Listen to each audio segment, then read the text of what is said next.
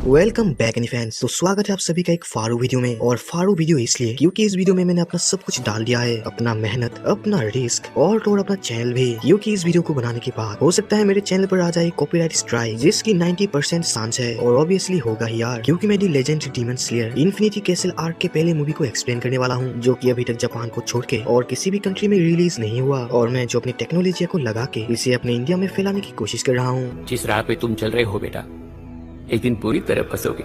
खैर छोड़ो, मुझे इन सब से घंटा फर्क नहीं पड़ता। बस मैं चाहता हूँ कि आप सब खुश रहें, क्योंकि आप सभी की खुशी में ही मेरी खुशी है। तो खैर, कहानी को स्टार्ट करने से पहले हम पिछले सीजन के थोड़े रिकेप को देख लेते हैं, ताकि हमें कहानी को समझने में आसानी हो। ये बड़ी अच्छी बात कही है। तो जैसे कि हमने डीमन स्लेयर सीजन 4 के लास्ट एपिसोड में देखा था कि उबुयाशिकी को मारने के लिए मुजान उसके मैंशन पर पहुंच चुका था, लेकिन अफसोस वो उबुयाशिकी को मार नहीं पाता, क्योंकि उबुयाशिकी ने पहले ही वहाँ पर ट्रैप्स बिछाए हुए थे, जिस पे मुजान फंस जाता है और एक ही ब्लास्ट में उसकी धज्जियां उड़ जाती है। लेकिन इसके बाद भी मुजान जिंदा था, तो मुजान को खुलेआम कत्ल करने के लिए डीमन स्लेयर्स की गैंग वहाँ पर पहुंच जाती है और मुजान को एक ही झटके में इस दुनिया से टाटा बाय बाय कहने के लिए आगे बढ़ते हैं। लेकिन अफसोस वो सभी मिलकर भी ऐसा नहीं कर पाते, क्योंकि मुजान के इस शैतानी स्माइल में एक तूफानी जाल थी, जो कि था इन सभी डीमन स्लेयर्स को एक ही बार में इन्फिनिटी कैसल आर्क में ले जाना, जो कि वो सक्सेसफुली कर देता है और वो सभी डीमन स्लेयर लगातार नीचे गिरने लगते हैं। लेकिन तांजीरो जो अलग ही ईगो में था, जो मुजान की आंखों पे सीधे देखकर उसे चिल्लाते हुए धमकी देके कहता है कि ये रात मुजान की आखिरी रात होगी, क्योंकि आज तांजीरो उसका गला धड़ से अलग करेगा। और तांजीरो के चैलेंज को भी मुजान सीधे सीधे एक्सेप्ट कर लेता है और उससे चिल्ला के कहता है, अगर तेरे बम में दम है तो आ जाना तांजीरो। तो यहीं पर सीजन 4 खत्म हो गया था और अब शुरू करते हैं इन्फिनिटी कैसल आर्क को।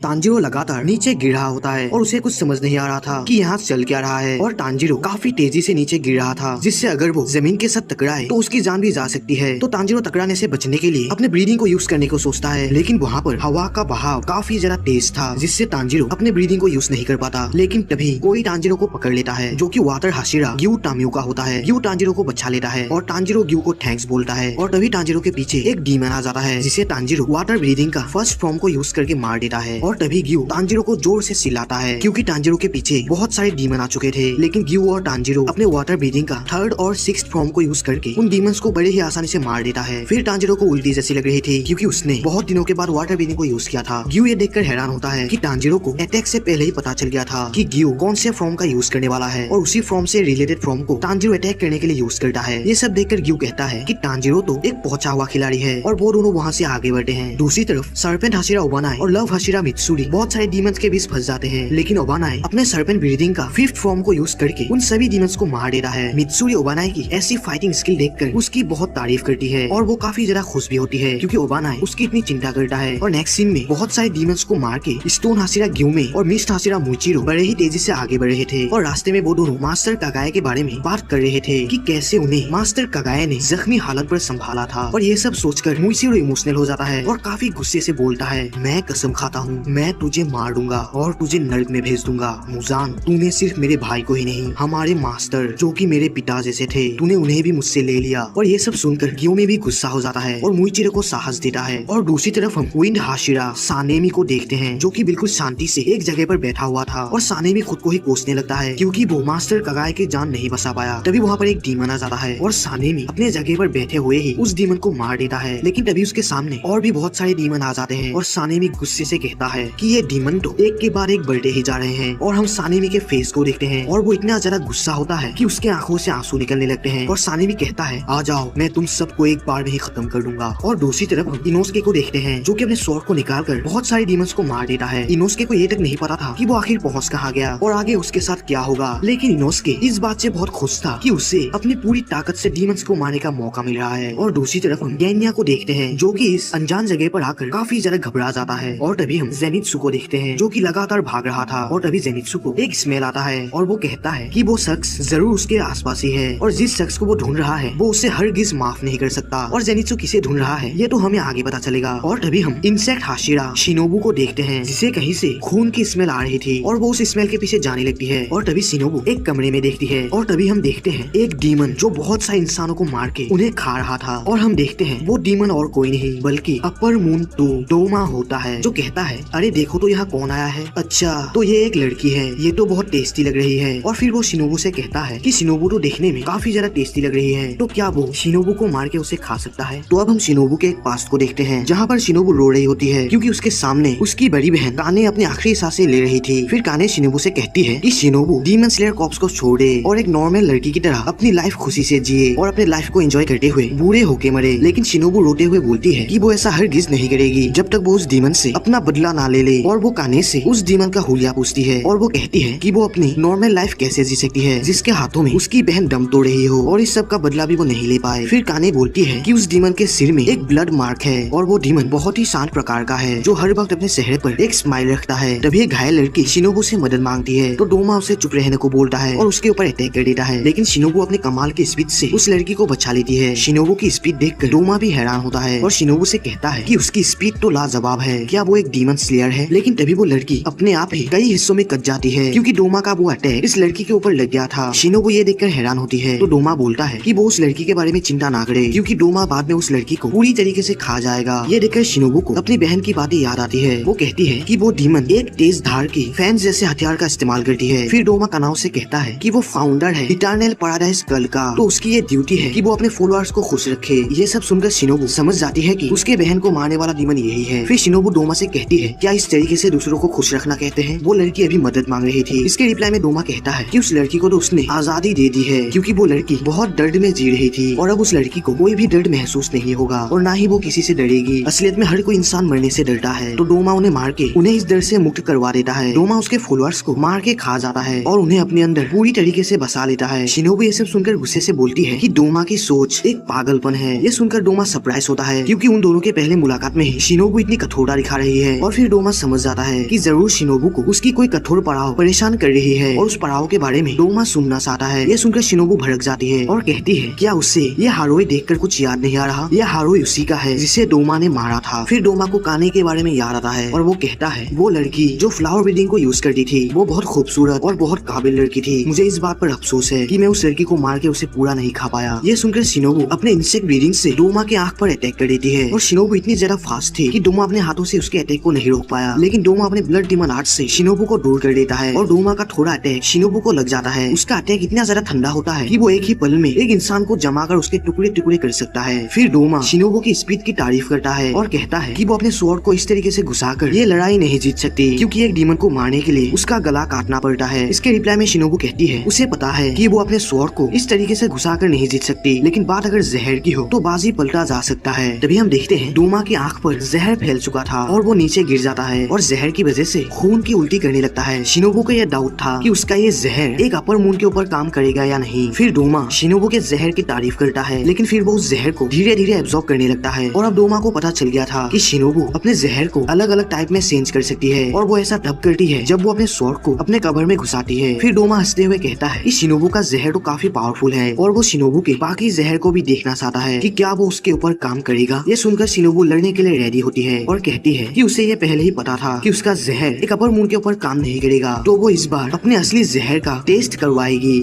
और अब हम डोमा के बचपन के एक पास्ट को देखते हैं। बचपन में डोमा की आंखें रेनबो कलर की थी और उसके बाल व्हाइट एंड ब्राउन कलर के थे, जिससे लोग डोमा को एक अनोखा बच्चा समझते थे और उसे भगवान का एक अवतार मानने लगे। लोगों को लगता था कि डोमा भगवान की आवाज सुन सकता है, लेकिन असलियत में ऐसा कुछ नहीं था। डोमा ने कभी भी भगवान की आवाज नहीं सुनी, जिससे डोमा इन लोगों को और उसके माता पिता को एक नंबर के बुद्धू समझता है, क्योंकि उसके माता पिता ने डोमा के लिए एक टेम्पल बना दिया था और उसे अनंत स्वर्ग पथ नाम दे दिया और डोमा को इसका लीडर बना दिया जो सभी को गाइड करेगा। और उस टेम्पल में डोमा की पूजा करने के लिए लोगों की भीड़ लगने लगी। वो सभी लोग अपना सिर झुका के रोते हुए डोमा से स्वर्ग जाने का तरीका पूछते थे, जिसे सुनकर डोमा रो पड़ता है क्योंकि उसके हिसाब से स्वर्ग और भगवान इन दोनों का कोई अस्तित्व नहीं है। इन लोगों ने कभी भगवान को नहीं देखा, फिर भी भगवान के ऊपर इतना यकीन कैसे कर सकते हैं। ये लोग ये क्यों नहीं समझते कि इंसान को दुनिया में सिर्फ जन्म लेके अपनी जिंदगी गुजारना और फिर मरने के लिए ही बनाया गया है। चाहे इंसान जितना भी कोशिश क्यों ना कर ले, आखिर में उन्हें सड़ के ही मरना है और यही इंसान का असली किस्मत है। लेकिन डोमा इन सभी लोगों को खुश देखना चाहता है और उन लोगों की मदद करना चाहता है और डोमा को लगता है कि उसका जन्म इसी काम के लिए हुआ है। और अब सीन प्रेजेंट में शिफ्ट होता है, जहाँ पर डोमा कहता है कि शिनोबू ने अब तक अपना 5वां जहर आजमा लिया है और एक भी उसके ऊपर काम नहीं कर रहा और इन जहर का पावर भी अब धीरे धीरे कम होता जा रहा है। और वो शिनोबू से पूछता है कि वो अब और कितना जहर बना सकती है। फिर डोमा शिनोबू से कहता है कि क्या शिनोबू को सांस लेने में तकलीफ हो रही है, क्योंकि शिनोबू के फेस से काफी पसीना बह रहा था। शिनोबू सोचती है कि ये एक अपर मून की पावर है और उसका जहर जितना काम करता है उससे ज्यादा तेजी से डोमा खुद को हील कर लेता है। फिर डोमा कहता है कि शिनोबू को सांस लेने में तकलीफ इसलिए हो रही है क्योंकि डोमा का ब्लड डीमन आहट थोड़ा सा शिनोबू को लग गया था। फिर शिनोबू समझ जाती है कि डोमा ने अपने जमे हुए खून को कोहरे में बदल दिया और उन्हें चारों तरफ फैला दिया। फिर शिनोबू सोचती है कि वो इस बार बहुत सारा जहर एक अटैक में ही दे देगी और वो अपने insect breeding dance of the dragon fly को यूज करके डोमा के ऊपर अटैक कर देती है। डोमा उसकी स्पीड देखकर कहता है कि इसमें कोई शक नहीं, शिनोबू बहुत तेज है और अब तक वो जितने भी डीमन स्लेयर से लड़ा है शिनोबू उन सबसे फास्ट है। लेकिन हम देखते हैं डोमा ने भी शिनोबू के ऊपर काउंटर अटैक कर दिया था जिससे शिनोबू बहुत घायल हो जाती है। फिर डोमा शिनोबू को ट्रोल करके कहता है कि उसे डोमा का गला काटने पर ज्यादा फोकस करना चाहिए था, ना कि उसे जहर देने पर। और अगर शिनोबू अपनी स्पीड का सही इस्तेमाल करती तो शायद वो जीत सकती थी। लेकिन इन सब का कोई फायदा नहीं क्योंकि शिनोबू बहुत छोटी है। ये सुनकर शिनोबू अपने हाथों की तरफ देखती है और सोचती है कि उसके हाथ इतने छोटे क्यों हैं और उसकी लंबाई आखिर क्यों नहीं बढ़ी। अगर उसका शरीर थोड़ा बड़ा होता तो क्या वो डोमा को हरा पाती। इंसान के हाथ पैर जितने लंबे होंगे उसकी मांसपेशियां उतनी ही अधिक होगी जिससे उस इंसान को एक अलग एडवांटेज मिलती है। लेकिन काने शिनोबू से काफी बड़ी थी लेकिन फिर भी वो डोमा को नहीं हरा पाई। और तभी शिनोबू को याद आता है कि उसकी बहन उसकी आखिरी समय में उसे कुछ बताने की कोशिश कर रही थी कि शिनोबू उस डीमन से हार जाएगी, लेकिन वो ये शिनोबू से नहीं बोल पाई। तभी काने की आत्मा शिनोबू के पास आती है और उसे फिर से खड़े होने को बोलती है। लेकिन शिनोबू ऐसा नहीं कर पाती क्योंकि उसका काफी खून बह चुका था और उसका बायां फेफड़ा टुकड़े टुकड़े हो चुका था जिससे वो सांस नहीं ले पा रही थी। लेकिन काने कहती है कि इन सब से इसका कोई मतलब नहीं, शिनोबू को उठना होगा। ये सुनकर शिनोबू हैरान होती है। तभी काने कहती है कि अगर उसने डीमन को मारने का कसम खाया है तो उसे उठना होगा, अगर उसने जीतने का कसम खाया है तो उसे उठना होगा, चाहे इसके लिए कोई भी बलिदान देना क्यों ना पड़े। और शिनोबू ने काने से वादा किया था कि वो उसका बदला लेगी और उसने कानाओ से भी वादा किया था। तभी डोमा शिनोबू के पास आता है और कहता है कि इसके लिए शिनोबू उसे माफ कर दे क्योंकि उसने शिनोबू को अधमरे हालत में ही छोड़ दिया जिससे उसे दर्द हो रहा है। तभी काने शिनोबू से कहती है कि वो ये कर सकती है, बस उसे कोशिश करना होगा। ये सुनकर शिनोबू मोटिवेट हो जाती है और फिर से उठ खड़ा होती है जिसे देखकर डोमा हैरान होता है कि शिनोबू आखिर खड़े कैसे हो रही है। क्या शिनोबू सच में एक इंसान ही है क्योंकि उसका एक फेफड़ा पूरी तरीके से खराब हो चुका है और उसका काफी खून भी बह चुका है और इतना सब होने के बाद एक इंसान इतनी देर तक जिंदा नहीं हो सकता। शिनोबू डोमा की तरफ देखती है और फिर उसे खांसी आने लगती है। ये देखकर डोमा कहता है कि उसका ज्यादातर खून उसके फेफड़े में जा चुका है तो उसे उतनी मेहनत करके खड़े होने की जरूरत नहीं। डोमा बड़े ही आसानी से शिनोबू का सिर जमीन में पटक देगा और उसे इस दर्द से मुक्त कर देगा क्योंकि शिनोबू अब किसी हालत में नहीं बच सकती तो वो हार मान ले। लेकिन शिनोबू सोचती है कि उसे डोमा के गले पर अटैक करना होगा और जहर की वजह से उसके जीतने का चांस ज्यादा है। और फिर शिनोबू अपने इंसेक्ट ब्रीडिंग 100 लेग बेल लोस का इस्तेमाल करती है और ये अटैक हद से ज्यादा फास्ट होता है। इसे देखकर डोमा शॉक में पड़ जाता है क्योंकि शिनोबू एक ही टाइम में अपना पोजीशन चेंज करके चारों तरफ से अटैक करती है और ये अटैक इतना ज्यादा पावरफुल होता है कि उसके प्रेशर से पूरा पुल टूट जाता है। शिनोबू इतनी ज्यादा फास्ट होती है कि डोमा उसके मूवमेंट को समझ ही नहीं पाता। शिनोबू को दूर करने के लिए वो अपने ब्लड डीमन आर्ट का यूज करता है जिससे शिनोबू का हारोई 2 टुकड़ों में कट जाता है और फिर शिनोबू डोमा के गले पर अटैक कर देती है और अपने पूरी ताकत और स्पीड से डोमा को ऊपर ले जाती है। ये देखकर डोमा चौंक जाता है और शिनोबू अपने सभी जहर को एक ही अटैक में डोमा के शरीर पर डाल देती है। तो अब हम शिनोबू के एक पास्ट को देखते हैं जहाँ पर शिनोबू और उसकी फैमिली काफी ज्यादा खुश होती है और शिनोबू का मानना था कि उनकी एक खुशी भरे पल हमेशा ऐसे ही रहेंगे। लेकिन एक दिन ये सब बदल गया क्योंकि शिनोबू के माता पिता को एक डीमन ने मार दिया और उनके खुशी भरे पल एक रात में ही खत्म हो गई। फिर स्टोन हाशिरा ग्यूमी ने आके शिनोबू और उसकी बहन काने को डीमन से बचाया था। फिर शिनोबू सोचती है कि उनके खुशी के पल तो ऐसे ही खत्म हो गए लेकिन उनके जैसे और भी लोग हैं जिनकी खुशियाँ अभी तक खत्म नहीं हुई। और फिर ये दोनों कसम खाते हैं कि ये दोनों स्ट्रॉन्ग बनेंगे और उन लोगों की खुशियों को बचाएंगे। ये दोनों मिलकर डीमंस को मारेंगे चाहे एक ही क्यों ना हो। फिर शिनोबू प्रेजेंट में बोलती है भले ही हम कमजोर हो, भले ही हम डीमन के गर्दन नहीं काट सकते, लेकिन अगर हमने एक डीमन को मारा तो उससे 10 लोग बचेंगे, लेकिन अगर हमने एक अपर मून को मारा तो सैकड़ों लोग मरने से बचेंगे। इससे कोई फर्क नहीं पड़ता कि मैं ये काम कर सकती हूँ या नहीं, लेकिन ये काम ऐसा है जो सिर्फ मुझे ही करना है। फिर शिनोबू को तांजिरो की एक बात याद आता है जहाँ पर तांजिरो बोलता है कि क्या शिनोबू गुस्सा है और प्रेजेंट में शिनोबू सोचती है तुम उस दिन सही थे तांजिरो, मैं गुस्सा थी और मैं बहुत लंबे समय से इस गुस्से के साथ जी रही हूँ क्योंकि मेरे माता पिता को मार दिया गया, मेरी बड़ी बहन को मार दिया गया और कानाओ को छोड़ के मेरे बाकी सभी स्टूडेंट्स को मार दिया गया। और वो आओए, कियो, सुमी और नाहो के बारे में याद करती है कि अगर उनके रिलेटिव्स को डीमन ने नहीं मारा होता तो वो अपने फैमिली के साथ खुशी से रहते। और यही सब बातें शिनोबू को परेशान कर रही थी। तभी शिनोबू ये देखकर हैरान होती है कि उसका जहर डोमा के ऊपर काम क्यों नहीं कर रहा और शिनोबू का हाथ ब्लेड से फिसल जाता है और वो नीचे गिरने लगती है। लेकिन डोमा अपने आइस टेक्निक से शिनोबू को पकड़ के उसे गले लगा लेता है और शिनोबू से रोते हुए कहता है कि शिनोबू ने बहुत अच्छा किया, उसने काफी मेहनत की। और वो शिनोबू को ट्रोल करके कहता है मैं ये देखकर बहुत हैरान हूँ कि तुम जैसे एक कमजोर लड़की इस हद तक पहुँच गई। तुमने अपने जीवन में बहुत सारे डीमंस को मारा होगा लेकिन तुम्हारी फाइटिंग स्किल तुम्हारी बहन से काफी कम है और इतना सब होने के बाद भी तुम अभी तक जिंदा हो, ये एक चमत्कार से कम नहीं। इसका नतीजा जानते हुए भी कि इतना मेहनत करना बेकार है, तुम फिर भी मुझे हराने की अपनी पूरी कोशिश कर रहे हो और यही सब मूर्खता इंसानों को बहुत अलग बनाती है। और फिर वो बोलता है कि शिनोबू अब उसका खाना बनने वाला है और फिर शिनोबू उसके साथ अनंत काल तक जुड़ जाएगी। और वो शिनोबू से पूछता है कि क्या शिनोबू शिनोबू का कोई आखिरी शब्द है वो उसे जरूर सुनेगा। फिर शिनोबू गुस्से से इसके रिप्लाई में बोलती है कि वो नर्क में जाएगा। और तभी हम देखते हैं कोई शिनोबू और डोमा की तरफ तेजी से बढ़ रहा होता है और वो कनाओ होती है। जैसे ही कनाओ गेट खुल के अंदर आती है तो वो शिनोबू की ऐसी हालत देखकर जोर से चिल्लाती है, लेकिन डोमा ने शिनोबू को पकड़ के रखा था। लेकिन फिर भी शिनोबू बड़े ही मुश्किल से कनाओ को एक हैंड साइन बनाकर एक मैसेज देने की कोशिश करती है और फिर डोमा अपना जोर लगा के शिनोबू के कमर को तोड़ देता है। ये देखकर कनाओ शॉक में पड़ जाती है और शिनोबू का ब्लेड उसके हाथ से निकलकर नीचे गिर जाती है। और यहीं पर दी इंसेक्ट हाशिरा शिनोबू कोचो की दी एंड होता है।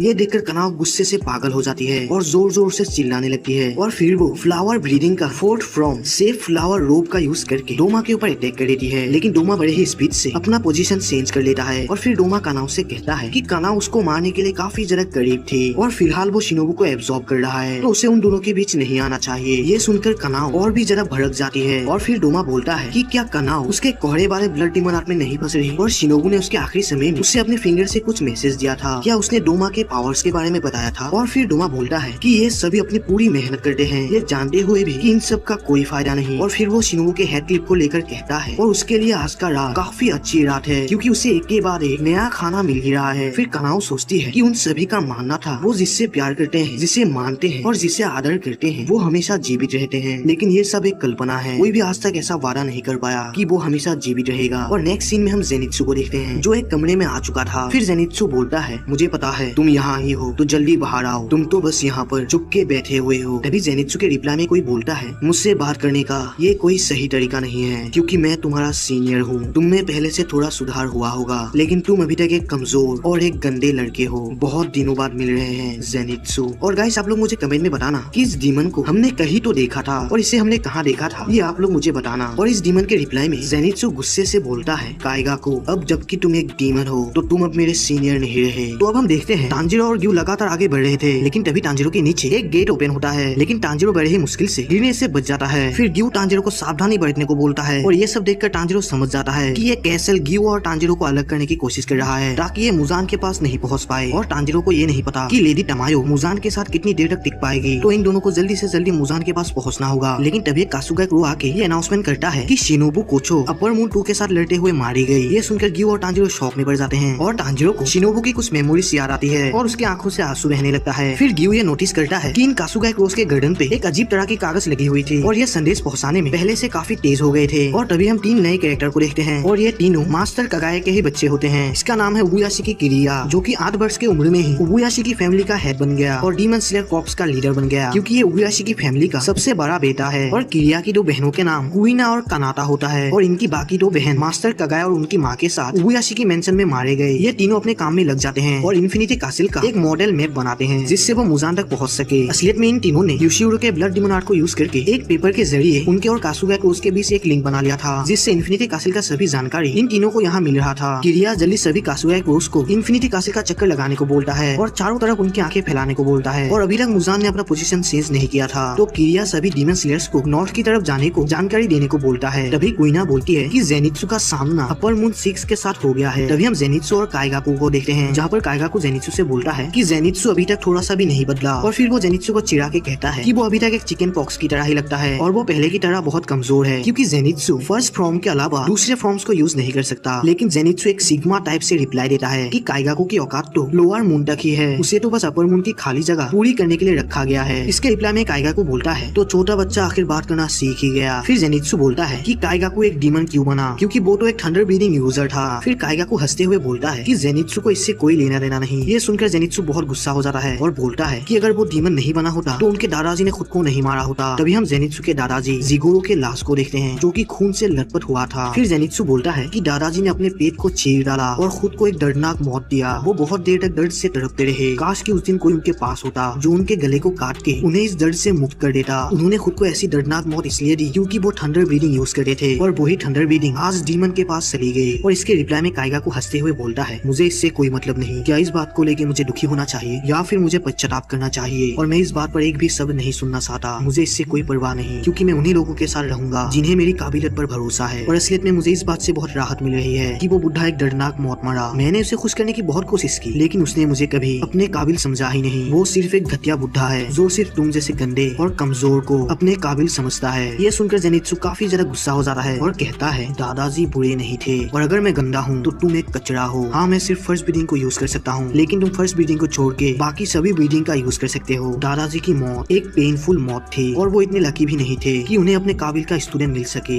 ये सुनकर काइगाकू भड़क जाता है और कहता है कि वो खुद को उसके साथ कैसे जोड़ सकता है, और फिर काइगाकू थंडर ब्रीडिंग का फोर्थ फॉर्म डिस्टेंट थंडर का यूज करके जेनित्सु के ऊपर हमला कर देता है, और जेनित्सु भी अटैक के लिए रेडी होता है। जैसे ही काइगाकू जेनित्सु के ऊपर अटैक करता है तो हम देखते हैं कि जेनित्सु ने पहले ही काउंटर अटैक कर दिया था, और जेनित्सु कहता है तुम काफी स्लो हो। जेनित्सु की स्पीड देखकर काइगाकू भी हैरान होता है, और हम जेनित्सु को देखते हैं जो कि एक डेविल से कम नहीं लग रहा था। तो अब हम काइगाकू के एक फ्लैशबैक को देखते हैं जहाँ पर काइगाकू का सामना अपर मून वन कोकुशिबो से हो गया था। फिर काइगाकू कहता है कि एक बहुत शक्तिशाली ओपोनेंट के सामने उसके लिए घुटने टेकना कोई शर्मिंदगी वाली बात नहीं है, क्योंकि वो जिंदा रहने के लिए कुछ भी कर सकता है, चाहे उसका सर जमीन पर रगड़ना पड़े या फिर उसे गंदा पानी पीना पड़े, और तो और उसे चोरी ही क्यों ना करना पड़े, और वो जीवित रहने तक कभी हार नहीं मानेगा और उन सभी लोगों को दिखाएगा कि उसने अपना जीवन किस तरीके से पार किया है। और कोकुशिबो उसे अपना ब्लड देकर कहता है कि वो एक डीमन बन जाए, जिससे वो और भी ज्यादा शक्तिशाली बन सकता है, और अगर मुजान उसे एक्सेप्ट करता है तो काइगाकू उनका पार्टनर बन जाएगा। और हो सकता है कि काइगाकू को एक डीमन बनने में टाइम लगे, क्योंकि वो एक थंडर ब्रीडिंग यूजर है, और इस खून को पीते ही काइगाकू एक डीमन बन जाएगा। और काइगाकू को मुजान का आभारी होना चाहिए, क्योंकि उससे मुजान का ब्लड मिल रहा है, और अगर उसने ब्लड का एक बूंद भी गिराया तो उस ड्रॉप के साथ उसका सर भी नीचे गिर जाएगा, और उसका सिर काटने में कोकुशिबो थोड़ा सा भी रहम नहीं दिखाएगा। काइगाकू कहता है कि उस समय उसके शरीर का हर एक अंग डर से कांप रहा था, और उसका मन जोर जोर से चिल्ला के रो रहा था। और फिर सीन प्रेजेंट में शिफ्ट होता है। काइगाकू कहता है कि अपर मून्स के मुकाबले जेनित्सु कुछ भी नहीं है। भले ही जेनित्सु पहले से ताकतवर हो गया होगा, लेकिन वो कभी अपर मून्स को हरा नहीं पाएगा। और वो कहता है कि जेनित्सु एक गंदा लड़का है जो कि हमेशा रोता रहता है, और ना ही उसके पास घमंड था और ना ही हिम्मत। और जिगोरू चाहता था कि जेनित्सु उसका सक्सेसर बने। फिर काइगाकू जेनित्सु को गुस्से से चिल्लाते हुए बोलता है कि हर किसी इंसान को किसी ना किसी दिन तो मरना ही है, और उसके और उस बुद्धे के बीच कोई बड़ा अंतर नहीं है। और वो थंडर ब्रीडिंग का सेकेंड फॉर्म लाइटनिंग बेल का यूज करके जेनित्सु के ऊपर अटैक कर देता है। काइगाकू ने एक ही पल में लगातार 5 अटैक जेनित्सु के ऊपर कर दिया था, जो देखकर जेनित्सु हैरान होता है और कहता है कि काइगाकू ने जरूर बहुत सारे इंसानों को खाया होगा, जिससे वो इतना ताकतवर हो चुका है। और क्या अभी तक काइगाकू को सही और गलत का फर्क समझ नहीं आया? जिसके रिप्लाई में काइगाकू बोलता है कि वो जानता है क्या सही है और क्या गलत, और वो फिर से थंडर ब्रीडिंग का थर्ड फॉर्म को यूज करके जेनित्सु के ऊपर मल्टीपल स्लैशेस करता है, और कहता है कि जो लोग उसे सही ढंग से जज करते हैं और उसे एक्सेप्ट करते हैं वो लोग सही हैं, और जो लोग उसे गलत तरीके से जज करते हैं और उसे नकारते हैं वो लोग गलत हैं। और जेनित्सु अब काफी ज्यादा घायल हो चुका था, लेकिन काइगाकू फिर से थंडर ब्रीडिंग का फिफ्थ फॉर्म को यूज करके जेनित्सु के ऊपर हमला कर देता है, जिससे जेनित्सु का स्किन फटने लगता है। और फिर काइगाकू जेनित्सु से पूछता है कि उसे उसके ब्लड डिमन आर्ट और उसके टेक्निक के अटैक का स्वाद कैसा लगा। इस अटैक से उसके फेस और उसके शरीर के हर एक मांस को तोड़ देगा, हर एक पार्ट को तोड़ देती है। और वो फिर से थंडर ब्रीडिंग का सिक्स्थ फॉर्म को यूज करके जेनित्सु के ऊपर आखिरी हमला करता है, और वो बोलता है कि वो जेनित्सु की तरह नहीं है, वो स्पेशल है। घायल जेनित्सु तेजी से नीचे गिर रहा था, और उसे एक फ्लैशबैक याद आता है जहाँ पर जिगोरू उसे दांत रहा था, क्योंकि जेनित्सु उसके सीनियर काइगाकू की तरह थोड़ा सा भी नहीं है, और उसे काइगाकू से कुछ सीखना चाहिए। और फिर कुछ डीमन स्लेयर्स काइगाकू का मजाक उड़ा रहा था, क्योंकि काइगाकू को थंडर ब्रीडिंग के फर्स्ट फॉर्म को छोड़ के बाकी सभी ब्रीडिंग्स को यूज करना आता था, लेकिन उसे फर्स्ट ब्रीडिंग नहीं आता था, जो कि सभी ब्रीडिंग्स का मेन ब्रीडिंग है। जब तक वो फर्स्ट ब्रीडिंग नहीं सीख लेता वो एक हाशिरा कभी नहीं बन सकता, जिससे वो जल्दी मर जाएगा। ये सुनकर जेनित्सु उन डीमन स्लेयर्स की पिटाई कर देता है, और ये बात काइगाकू को पता चल जाती है। तो वो जेनित्सु को बोलता है कि उसे ये सब करने की कोई जरूरत नहीं, और उसके यहाँ होने से या ना होने से काइगाकू को कोई फर्क नहीं पड़ता। और फिर जेनित्सु बोलता है कि उससे पता है काइगाकू उससे कितना नफरत करता है, और जेनित्सु भी उससे काफी नफरत करता था, लेकिन जेनित्सु असलियत में काइगाकू को अपने पूरे शिद्दत से रिस्पेक्ट करता था, क्योंकि काइगाकू काफी मेहनती था और काइगाकू बहुत अनोखा था। और जेनित्सु के मन में काइगाकू के लिए उतनी ही रिस्पेक्ट थी जितनी वो उसके दादाजी को करता था। लेकिन काइगाकू हमेशा निराश रहता था, क्योंकि काइगाकू के खुशी के बॉक्स में एक होल हो गया था, जिससे उसकी खुशियाँ हमेशा लीक होती रहती थी। और काइगाकू को इस होल को जल्दी बंद करना होगा, नहीं तो वो हमेशा निराश ही रहेगा। और फिर जेनित्सु जिगोरू से माफी मांगता है और कहता है कि उन दोनों का साथ यही तक था, अब जेनित्सु को इसे तोड़ना होगा। और प्रेजेंट में जेनित्सु खुद को गिरने से संभाल लेता है। ये देखकर काइगाकू हैरान होता है कि क्या जेनित्सु के पास अभी भी ताकत है। फिर जेनित्सु सॉरी बोलता है। फिर वो थंडर ब्रीडिंग का 7th form Fleming thunder God का इस्तेमाल करके एक ही झटके में काइगाकू का गला काट देता है। काइगाकू ये देखकर शॉक में पड़ जाता है, और उसे ये यकीन ही नहीं हो रहा था कि जेनित्सु इतना फास्ट था, जिससे वो उसे देख ही नहीं पाया। और जेनित्सु ने जिस फॉर्म को यूज किया था उसकी तो काइगाकू को भनक तक नहीं थी, और जेनित्सु नीचे गिरने लगता है। फिर काइगाकू ओल्ड मैन जिगोरू को कोसता है और कहता है कि जिगोरू ने उसके साथ नाइंसाफी की है, क्योंकि जिगोरू ने जेनित्सु को कुछ ऐसा सिखाया जो उसे कभी नहीं सिखाया था। ये सुनकर जेनित्सु बोलता है कि वो गलत समझ रहा है, दादाजी ने ऐसा कुछ कभी नहीं किया था। ये फॉर्म उसका खुद का है जो जेनित्सु ने खुद बनाया है, और वो इस फॉर्म को काइगाकू के खिलाफ यूज करने के लिए बनाया था।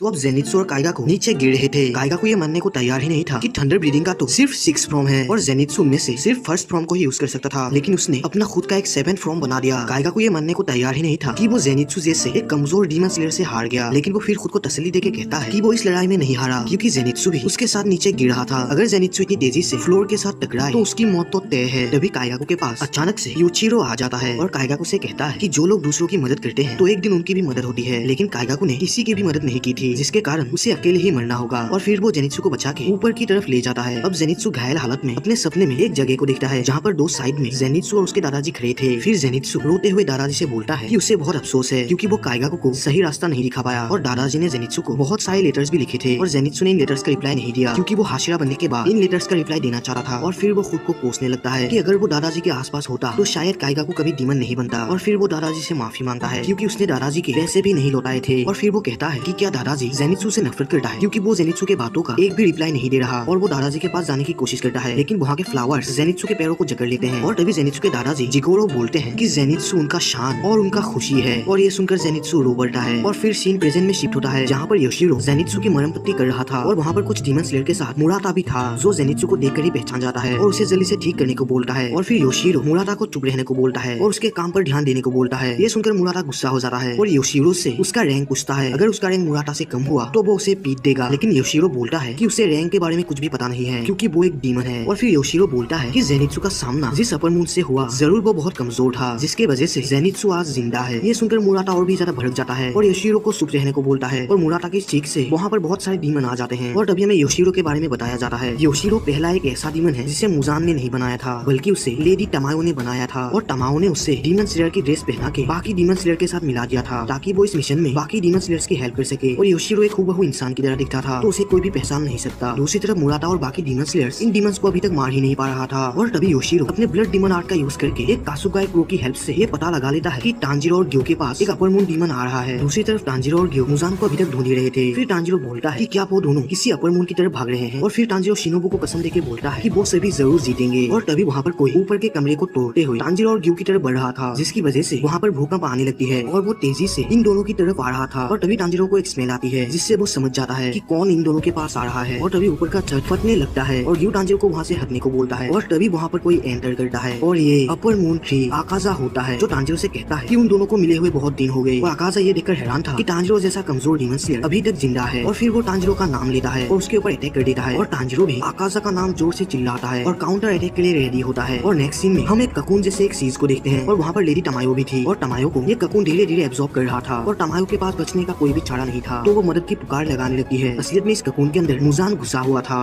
तो अब हम किरिया उबयाशिकी को देखते हैं जो कि इन्फिनिटी कासिल का एक मॉडल मैप बना रहा था, लेकिन कनाटा अपने इमोशन को रोक नहीं पाती क्योंकि रिसेंटली उनके माता पिता मरे हैं, जिसे याद करके वो रो पड़ती है। लेकिन किरिया उसे रोने के लिए मना करता है और अपने काम पर ध्यान देने को बोलता है और कनाटा को ये यकीन दिलाता है कि वो जरूर जीतेंगे। दूसरी तरफ हम साउंड हाशिरा, टेंजेन उजुई और क्योजोरो रेंगोकू के फादर शिनजिरो को देखते हैं। फिर टेंजेन बोलता है कि किरिया एक कमाल का लड़का है क्योंकि वो अपने माता पिता को खोने के सदमे को लेकर सभी डीमन स्लेयर्स को लगातार मैसेज भेज रहा है। वो बखूबी अपना ड्यूटी निभा रहा है। ये सुनकर शिनजिरो बोलता है कि ये बच्चे इतने छोटे उम्र के होने के बाद भी अपने ड्यूटी को अपने पूरी शिद्दत से पालन कर रहा है, ठीक वैसे ही जैसे क्योजोरो रेंगोकू किया करता था। वो हमेशा अपनी जान जोखिम में डालकर अपने साथियों की रक्षा करता था और वो हमेशा कहता था कि वो रेंगोकू फैमिली का नाम कभी बदनाम नहीं करेगा। दूसरी तरफ हम साकुंजी को देखते हैं जो कि नेजुको के ख्याल रख रहा था और नेजुको के फेस से काफी पसीना निकल रहा था, जिसे देखकर साकुंजी बोलते हैं कि नेजुको को काफी दर्द हो रहा है। और लेडी टमायो ने जितने भी दवाई दिया था साकुंजी उन सभी दवाइयों का यूज कर चुका है। फिर साकुंजी नेजुको को देखकर कहता है कि क्या नेजुको ये कर पाएगी या वो फिर से इंसान बन पाएगी, और अगर नेजुको वापस इंसान बन गई तो मुजान का सारा प्लान चौपट हो जाएगा। और सिर्फ नेजुको ही है जो मुजान के प्लान को सक्सेस कर सकती है क्योंकि नेजुको वो पहली डीमन है जो दिन के रोशनी में बाहर घूम सकती है। और फिर साकुंजी बुरी तरीके से कांपने लगते हैं और पसीने से भीग जाते हैं क्योंकि उन्हें इस लड़ाई की अंतिम मोड़ की चिंता सता रही थी। जब भी साकुंजी इस बात को सोचते हैं तो उनका दिल कांपने लगता है और उनके हिसाब से ये लड़ाई आज रात ही खत्म हो जाएगी। फिर साकुंजी को वो दिन याद आता है जब टांजिरो अपने डीमन बहन को लेकर उनके पास आया था और उसी दिन से पूरा समय एक कोग व्हील की तरह घूम गया। फिर साकुंजी टांजिरो और नेजुको को हार ना मानने के लिए कहता है। दूसरी तरफ हम आकाजा को देखते हैं जो टांजिरो के ऊपर अटैक कर देता है, लेकिन टांजिरो हिनोगामी कागुरा का इस्तेमाल करके उस अटैक से डॉज कर लेता है और एक पलटवार करता है। फिर टांजिरो सोचता है कि उसे आकाजा का हाथ काटना ही होगा क्योंकि वो उसका सिर इतनी आसानी से नहीं काट पाएगा। यो टांजिरो की स्पीड देखकर हैरान होता है और फिर टांजिरो आकाजा का एक हाथ काट देता है। ये देखकर टांजिरो सोचता है कि वो आकाजा के फाइटिंग मूवमेंट्स को समझ रहा है तो वो ये लड़ाई जीत पाएगा। इस बार तो वो आकाजा के सिर को नहीं काट पाया और वो सोचता है कि वो इस बार आकाजा के सिर को काट देगा, लेकिन आकाजा अचानक से टांजिरो के ऊपर अटैक कर देता है। लेकिन टांजिरो हिनोगामी हिनोगामी कागुरा की एक अलग ही फॉर्म को यूज करके आकाजा के अटैक को 1 सेकंड में डॉज कर लेता है, जो देखकर आकाजा भी हैरान होता है। तांजिरो एक धुएं की तरह आकाजा के पीछे आ चुका था। आकाजा ये समझ नहीं पाया कि तांजिरो ने क्या था और ग्यू तांजिरो की ऐसी फाइटिंग स्किल देखकर हैरान होता है और कहता है कि तांजिरो अब वो पहला वाला तांजिरो नहीं रहा, वो काफी बदल चुका है और तांजिरो एक हाशिरा की लेवल की पावर रखता है, क्योंकि तांजिरो अपर मून 3 से लड़ रहा है और उसे घायल भी कर रहा है, जो कि एक नॉर्मल बात नहीं है। फिर ग्यू को वो दिन याद आता है जब तांजिरो बर्फीली जगह में अपना सिर झुका के ग्यू से अपनी बहन की जान की भीख मांग रहा था, लेकिन तांजिरो काफी बदल चुका है। और तांजिरो की ऐसी स्किल देखकर आकाजा को रेंगोकू की कही हुई बात याद आता है, जहाँ पर रेंगोकू कहता है कि ये लड़के कमजोर नहीं है, उनके स्किल का अपमान मत करो। जिसके बाद आकाजा बोलता है कि रेंगोकू सही कह रहा था, ये लड़के सच में कमजोर नहीं है। और आकाजा अपने पूरे सम्मान के साथ तांजिरो के साथ लड़ाई करेगा। और फिर आकाजा पूरा सीरियस हो जाता है और अपने ब्लड डिमोनार को यूज करके तांजिरो से कहता है कि अब उनकी असली लड़ाई शुरू होगी।